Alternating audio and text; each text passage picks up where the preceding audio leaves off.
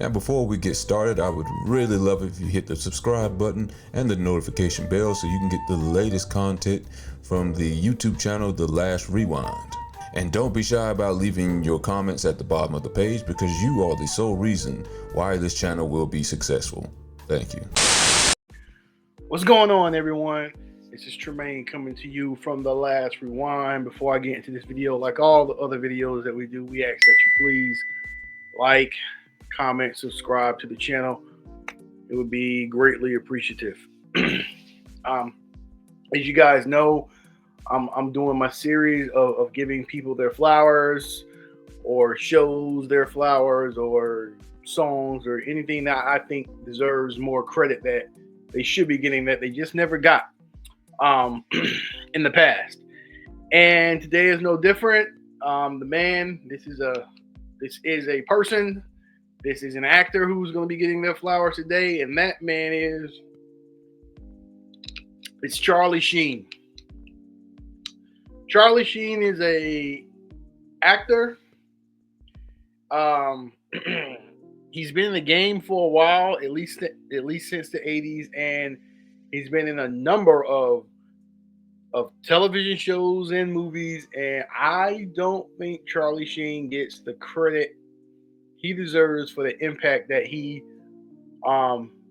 has given us as far as cinema and television.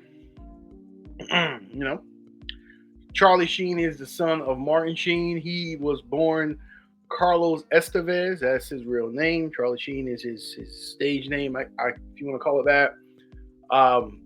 Brother Emilio Estevez, Mighty Ducks, kind of put a face with the name, but Father Martin Sheen. So he comes from a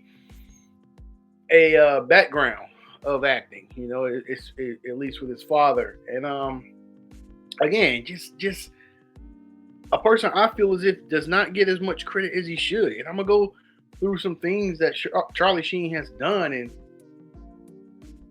accolades that he's earned through his bodies of work. And once I go through that, I would hope you see it the way I see it. But if you don't, it's okay. But I just feel as if Charlie Sheen is a person who deserves his flowers and deserves his contributions to be on a broader display. So,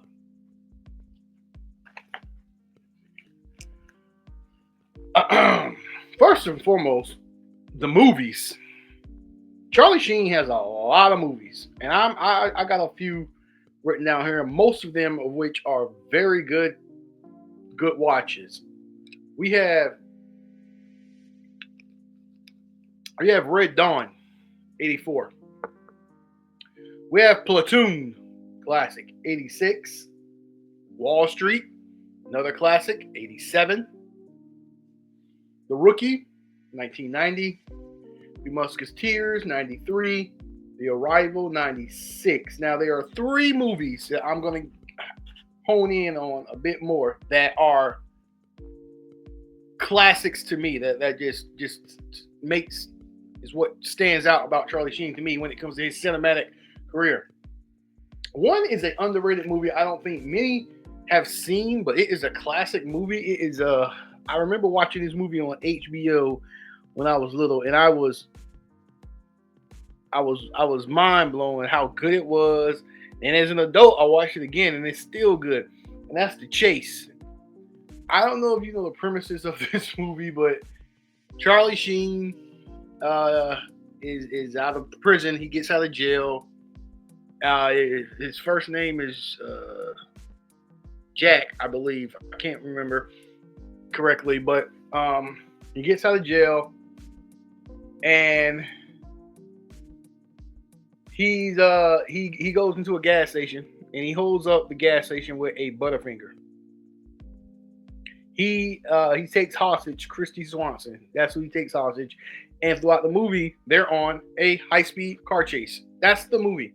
But it's so good. It's a really good movie. They're on the high-speed car chase. They're going up and down the highway. Everyone's wondering what's going to happen in the end. Um, the two cast members that you will know of is Charlie Sheen and Christy Swanson. Henry Rollin, I believe, is in the movie too, if memory serves correct. Overall, really good movie.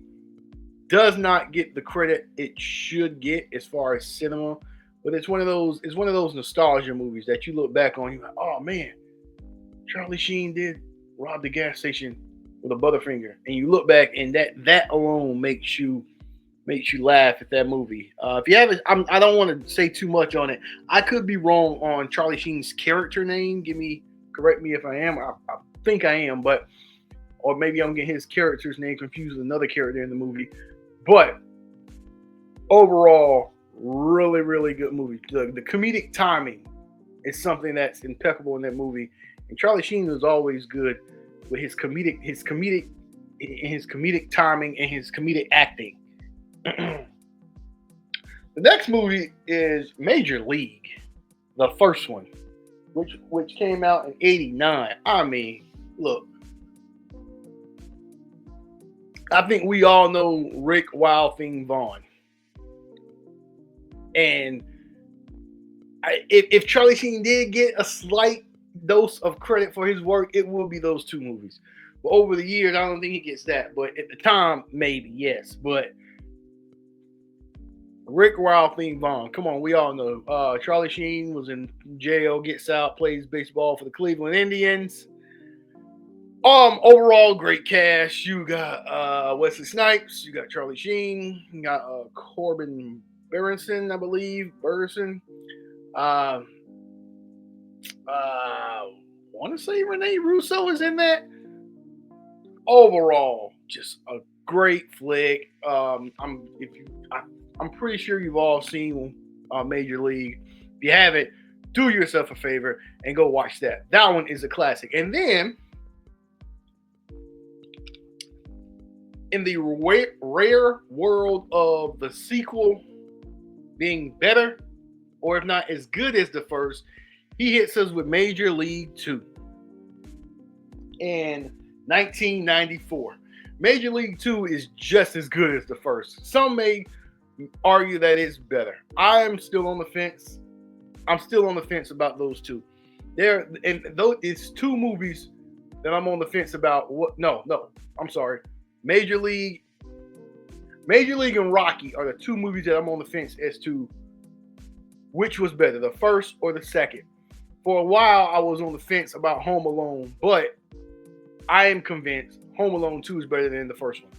But going back, Major League 2, just as good. Just about the same cast with the exception of replacing Wesley Snipes for Omar Epps. But just about the exact same cast. Classic movie. In this movie, Charlie Sheen is a bit more refined. He's been in the league a couple years. He's making more money. So he's looked at as a sellout, so to speak. So he's in a pitching slump, and he's trying to get back to the Rick Wild Thing Vaughn days of the first one, but still a great movie. Still love that movie. Now those are three that stands out. Those are three movies of Charlie Sheen that stands out to me that had the greatest cultural impact, in my opinion. Maybe even Wall Street too. Now, going forward, now we're going to Charlie Sheen's television career. He replaced Michael J. Fox in the 2000s on Spin City, earning a Golden Globe Award for Best Actor. I really didn't follow Spin City that much. I'm gonna be honest. I didn't. I knew Charlie Sheen was on it, but I didn't follow it that much. I know little to anything about the show. I do know the few episodes of it I did see. Charlie Sheen was funny on it. I didn't follow it to the point where I can give you storylines and what happened on the show on the weekly. But the few episodes I did see, Charlie Sheen was hysterical on it. Now, we're going to go to the show that I did follow religiously. And that's 2.5 Men. I remember my cousin. He said, watch one episode of 2.5 Men and you'll watch the rest of the seasons and you'll continue watching it.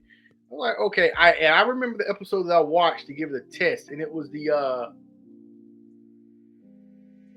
one when August Jones, played by he played the Jake character. It was the Vodka Knockers episode. And that was the episode when Alan, played by John Cryer, was trying to get back in Charlie Harper's. He always played Charlie on his sitcoms too, as well. He played by Charlie Harper's. Alan was trying to get into Charlie Harper's, played by Charlie Sheen's character, because Alan. Later, it was revealed that Alan was the cause of one of Charlie Sheen's relationships coming to an end. So he was like sucking up to him. He bought him a hat, and Jake put the hat on in there in Vodka Knockers. And I remember the details of the episode because it was the episode, and we were about a couple seasons in at that point. I watched that episode, and I was like, I gotta watch this from the beginning. The comedic timing on the show was top notch. I'm talking John Cryer. I'm talking Charlie Sheen, August Jones, Conchata Ferro. I believe that was Berta's name. Rose was on it. Lindsay, I cannot remember her last name. And then you had the ex-wife of Alan, Judith. Karen Hinkle, I believe that's her real name. Anyway, the comedic timing on the show was far just perfect, and I enjoyed that show from beginning to the end. Charlie Sheen was on the show from 2003 until 2011. Charlie Sheen, in my opinion, was the glue that held the show together. At the time, Charlie Sheen won multiple Golden Globes for the show, and he was nominated for a Primetime Emmy. At the time, he was making $1.8 million per episode, which was the most any actor was making at the time on television per episode. That's a lot of money. That's a lot of money, and he was making it. I mean, again, going back to the timing on the show, I still watch it today. It's one of my comfort shows. It came for me at a point in my life when I really need laughs in my life. When I came about this show, it's one of my comfort shows that I watch to this day. I can put it on. This is how I know a show is good, and that just it's really good to me. I can put it on without watching it and just listen and still laugh. And I often do that because I'll take my glasses off when I go to bed, obviously, and I'm not watching anything, but I can hear the television. I know every joke. I know the scenario because I watch every episode multiple times. That show was great with Charlie Sheen. Now, 2011, it comes Charlie Sheen. He had some issues going on personally, substance abuse. It was revealed that he was HIV positive.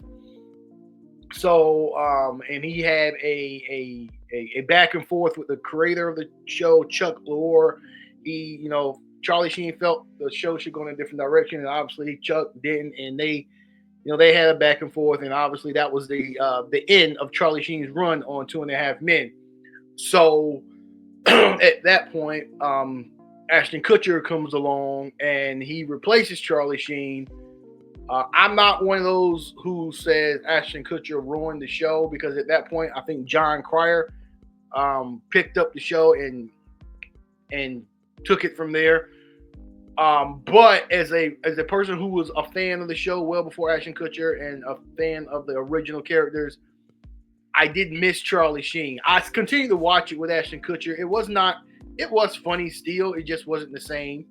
There's a difference. It was not any less funny. It just was a different funny from the camaraderie that Charlie Sheen and John Cryer had. Then you had to get used to the camaraderie of John Cryer and Ashton Kutcher, and the chemistry between the cast members was different, but to me it wasn't less funny. It was just different.